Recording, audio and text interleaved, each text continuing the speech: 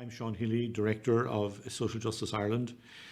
Our annual Socio Economic review for 2014 is entitled Steps Towards a Fairer Future. It's a 320-page review of the economic challenges facing Irish people today, how we got here, and how we might build a more viable and sustainable future that would be fairer. We believe it is possible to build a fairer future, and we set out the details of that in the book. What are the key messages of this year's book?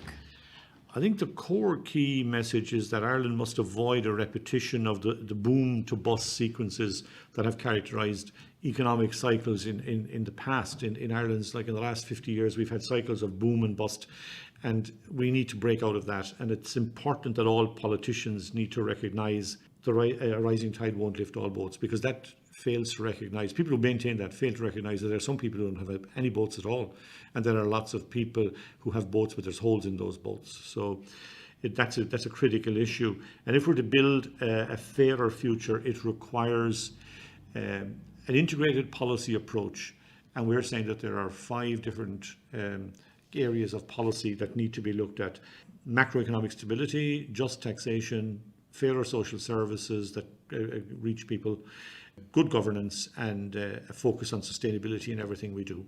And is there an alternative to the current economic, social and political situation that we're currently in?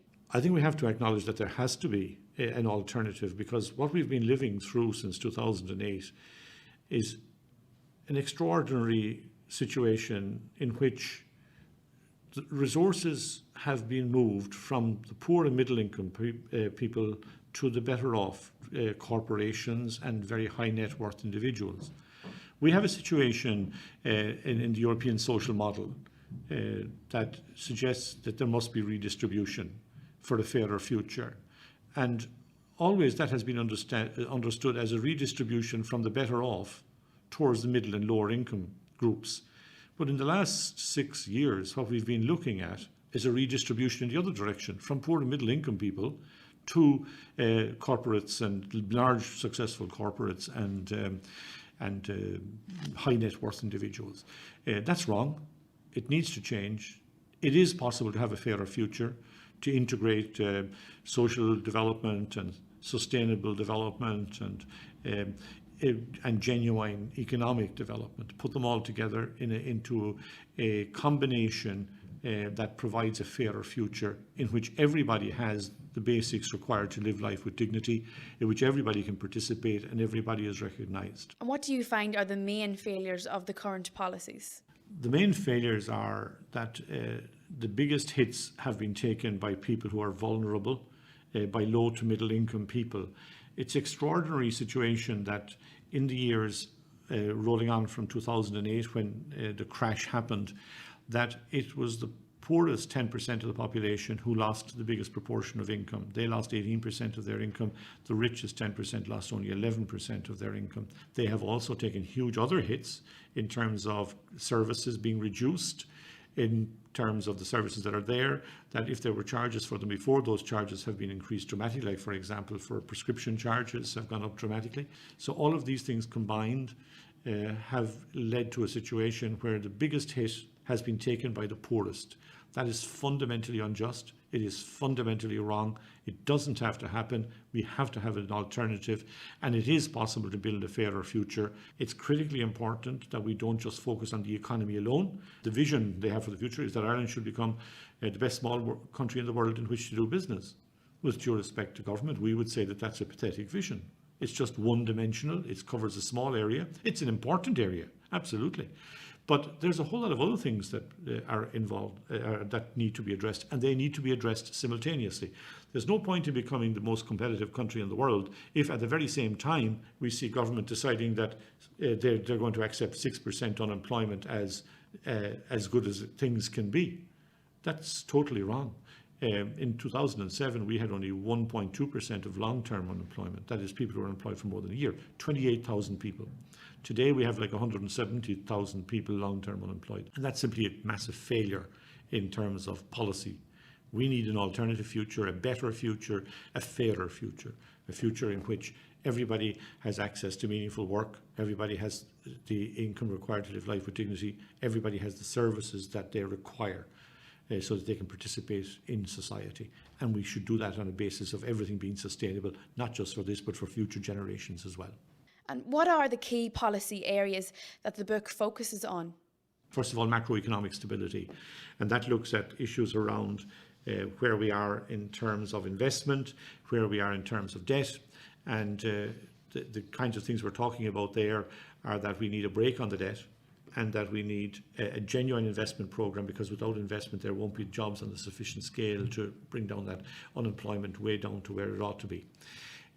The second area is just taxation. And what we would be saying is we need fair taxation, a fair distribution of tax, and those who have more should pay more, and those who have less should be asked to pay less, and there should be a fair proportionality between them. To quote you from earlier, a rising tide lifts all boats.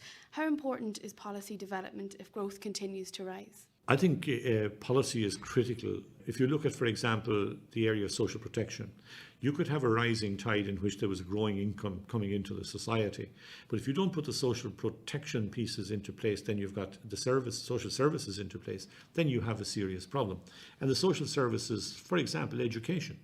If you don't have a good education system, you won't have people with the education levels required for high-tech jobs, for example. We could have growth, economic growth, but if we don't put the social services into place and have them at the level that's required, really strong, and prioritising within that, by the way, employment, then we won't have a fairer future. But not just that, we also need governance to improve, because an awful lot of people currently are very exercised by the fact that decisions are made that affect them, but that they don't have any say in. That's not good enough. We need real, genuine engagement by government. And the reason I would say that's very important is that you get all the experience of local people. They are the people who are impacted by things, and we need to learn from that. And the second thing is they do have proposals and ideas that actually work an awful lot of the time. So we would be saying governance is very, very important. People need to be engaged in making the decisions. And the one other piece is that sustainability is important within that type of future as well. Why? Because if we're not being economically sustainable or socially sustainable, or even more importantly, environmentally sustainable, if we want a fairer future, we must put sustainability, not just for this, but for future generations as well, at the core of our policy making processes. And what type of future is in store for Ireland? We need a new direction. We need to understand that most Irish people want a fairer future, a future in which they all have a say, they all have a role, they all have a place, they all have the services that are required and the income levels required to live life with dignity. That they actually participate in the decision-making processes, and that it's a future that they can see not just for themselves, but that's viable for their children and grandchildren as well. Now, that's the kind of future, I think, that we must put at the core of policy making. You know, there's an old thing in Scripture, in the Old Testament, about without a vision, the people perish. And I think that's true today too. That if we don't have a vision of a fairer future, then we won't get a fairer future. If our vision of the future is to be the best place, the best small country in the world in which to do business, then maybe we become for a while the best small country in the world in which to do business. But what will actually happen underneath that is that most of the benefit will go to the better off. Low and middle income people will be left behind. We generate a deeply divided two-tier society. I don't think that's the place most Irish people want to live. And finally, why is there such a reluctance to address the question of Ireland's future? I think there are two groups of people.